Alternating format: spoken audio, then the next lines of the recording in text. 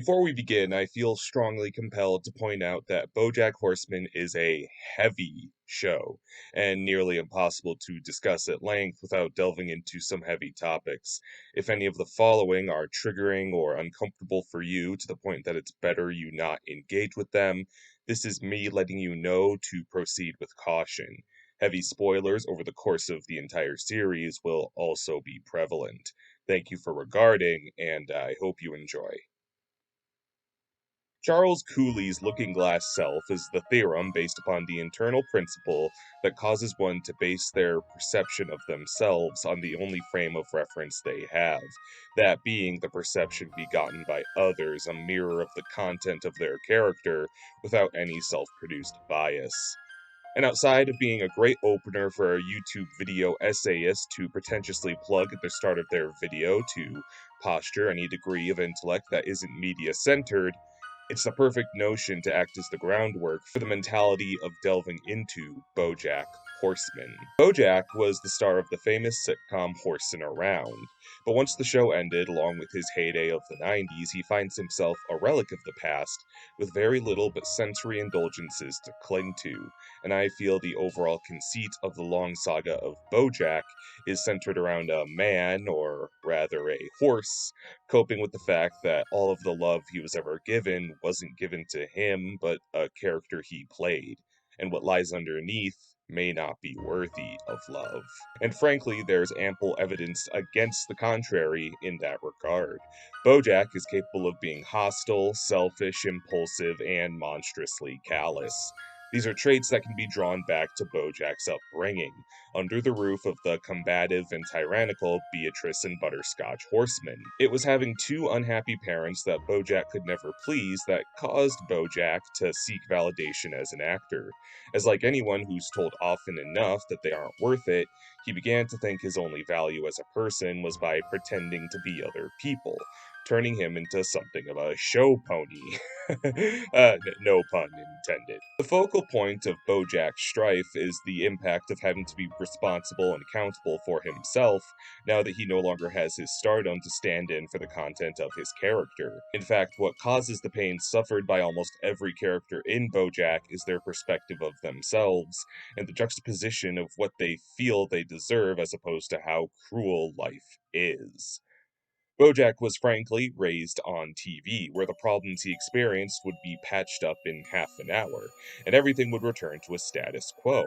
But these weren't his problems, they were problems for the character he played. And it was while filming that TV show that Bojack betrayed his best friend, Herb Kazaz, whom Bojack didn't bother to stand up for when he was fired for being gay, in the interest of his own job security.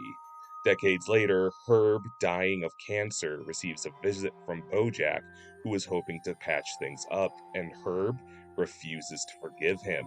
This absolutely baffles Bojack, who expects that good intentions and courage would beget the best case scenario. But none of that can force Herb to feel better about Bojack backstabbing him, and Herb passes away with contempt in his heart for the horse he once called his best friend, and that's heartbreaking. And even more so for Bojack, confusing as to why an apology, no matter how late, didn't fix everything the way it would in a sitcom. Thought if you knew I made a big mess that you wouldn't love me anymore. We're a family now, no matter what, and I will always be there for you. And you abandoned me, and I will never forgive you for that. Bojack has a dynamic of having wronged many who never come around to understanding him, no matter how sorry he is. His old flame Charlotte, his estranged sister Hollyhock, and even his roommate Todd, who rather pointedly puts it best.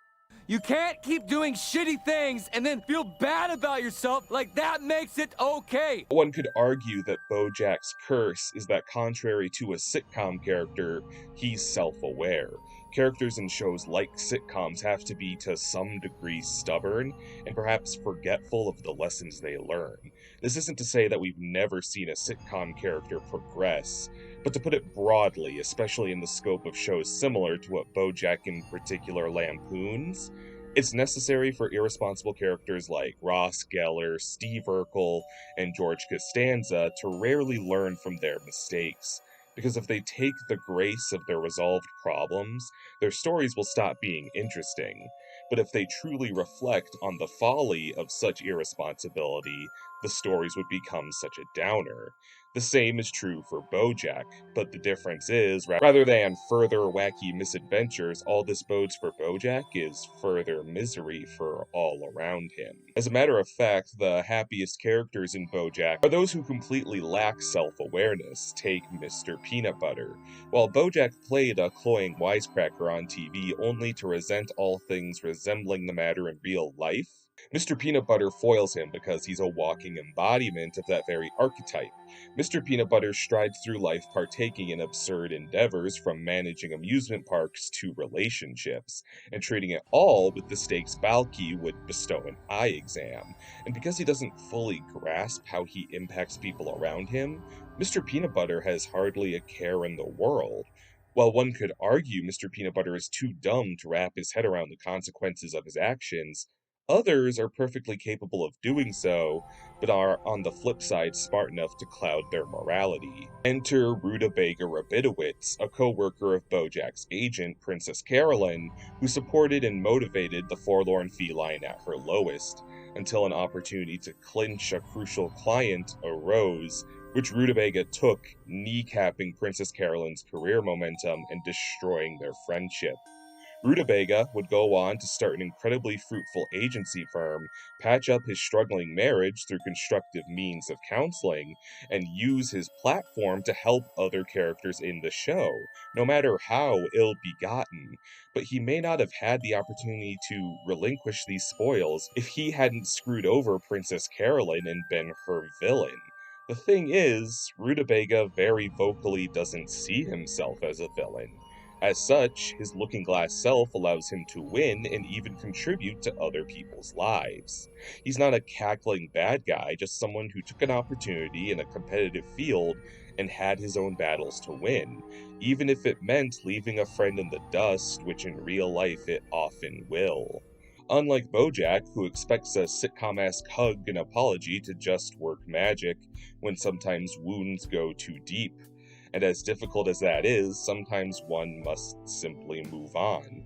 It's Bojack's failure to do this that begets his tragedy, because no one forgives him. He doesn't have any perspective as to if he can be better, and as such, he spirals into all he knows, creating even more turmoil and pain with seemingly no end in sight. I'm aware I make this show sound unbearably dour, and it is a lot of the time, but I feel I can springboard this point to remind you all that Bojack Horseman is indeed still a comedy cartoon, dealing with matters like a ski race to determine a position in office initiated by Mr. Peanut Butter, Princess Carolyn entering a romance with 3 children in a trench coat calling themselves Vincent Adultman, and character actress Margot Martindale boarding a cargo ship full of pasta into Hollywood.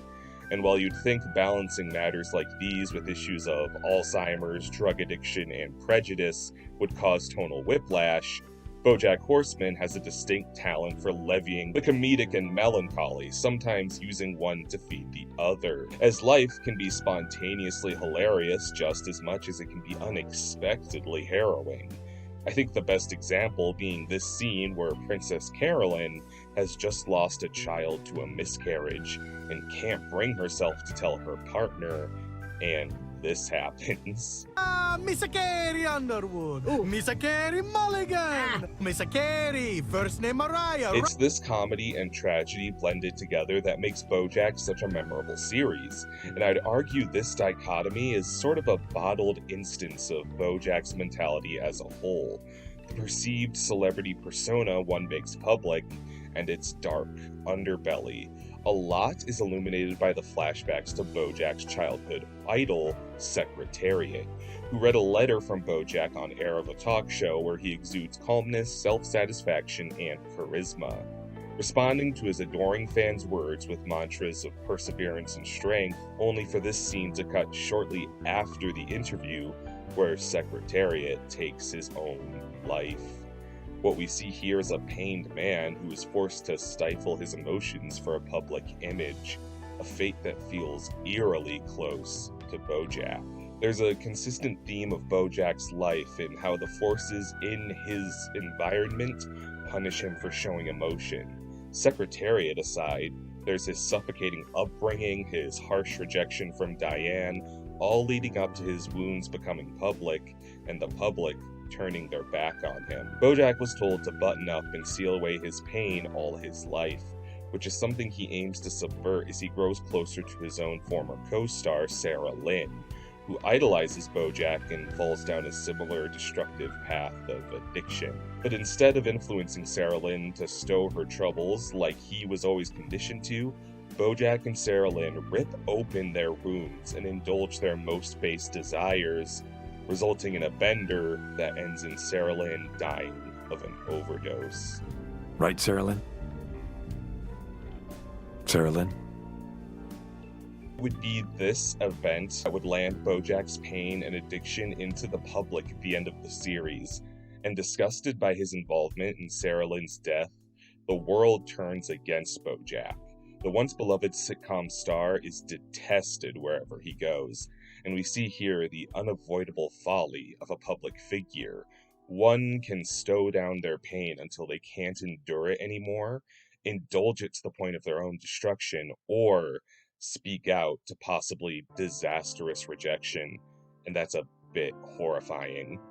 As far as I know, there isn't a direct answer as to why animals are walking and talking among humans in the world of Bojack Horseman, besides artistic styling and the use of an occasionally handy tool for coding towards real-life issues. But I personally read it as a strong symbol as to how celebrity and even everyday people whose minds we can't read are easy to dehumanize from our point of view.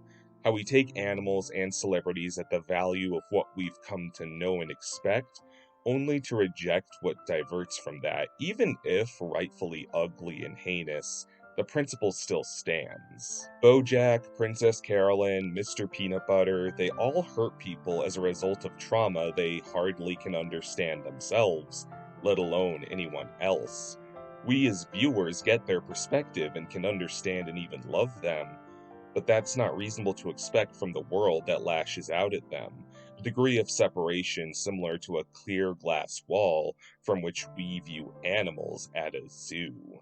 And it's commentary like this that makes Bojack Horseman such brilliant satire that can handle subject matter like this and still come off as hilarious. The laugh and cry back and forth is an accurate reflection of life, and that's what makes it such a genuine feeling piece of commentary. The only reason such wide-scale vitriol affects Bojack is because he's smart and conscious enough to allow it to.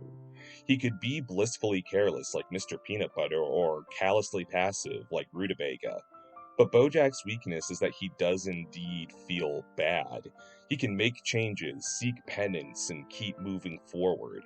But none of that can change how the people around him react to him, are traumatized and affected by his actions, and are sometimes better off without him. And what's really sad is that we as viewers and as people with sympathy for Bojack want to see everyone forgive him and for coming to terms with his shortcomings.